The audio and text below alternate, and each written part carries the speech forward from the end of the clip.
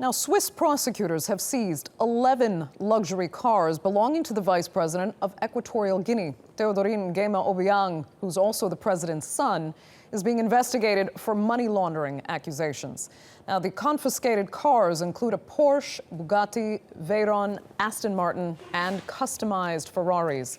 Now, in 2014, a U.S. court forced Teodorin Obiang Nguema to surrender assets worth about $30 million.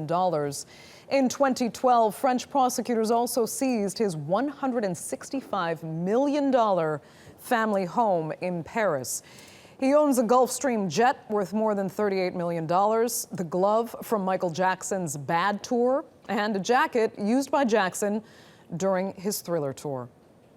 Well, for more, we're joined in the studio now by Fidelis Umba. Fidelis, thanks for coming in. It's not uncommon for dictators and their families to live ostentatiously off the backs of some of the world's poorest countries, but is Teodorin Obiang beyond the pale even with this kind of lifestyle that he leads? Well, the interesting thing is he earns less than $100,000 a year. So forget about other properties. Even look at just the the Gulfstream jet.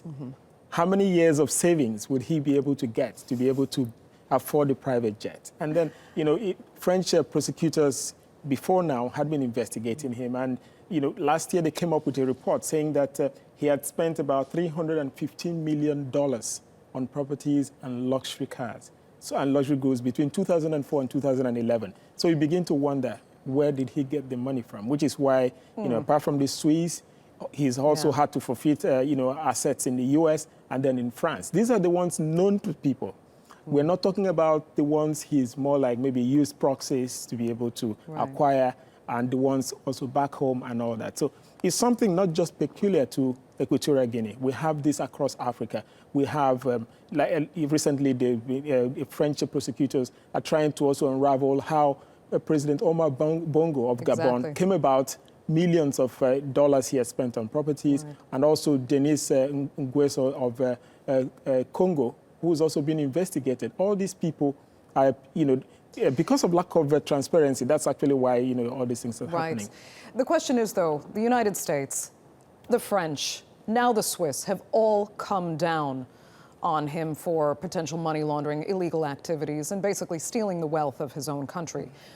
Will all of this collectively now change something in Equatorial Guinea, or is the strength of this ruling family that's been in power for decades and decades and decades, is it just too strong? Well, I don't think, this is going to really do anything significant at the moment, because Equatorial Guinea is just about 1.2 million people. They have so much money, they have they have oil, but the people are about, some of the poorest in Africa. And then you begin to wonder if this wealth is even being distributed at all. It's just within the family. The father has been in power since 1979. And his uncle before that. Yes, he is the longest ruling serving head of state in Africa. And if you also extend this to other people, yes, the U.S. is now coming, but this is just like, a drop in the ocean. There's so many Africans who have their wealth in the U.S., in Switzerland, in France, and other countries. What are they really doing to ensure that these things, are brought back to Africa? But all we hear is, okay, after this, then what about others? Not just, maybe they've been sort of disagreement, because all this wealth were not just dropped there overnight. They've seen this over the years. What did they do until now? Okay. Fidelis, unfortunately, we're going to have to leave it there. Thanks so much for joining us.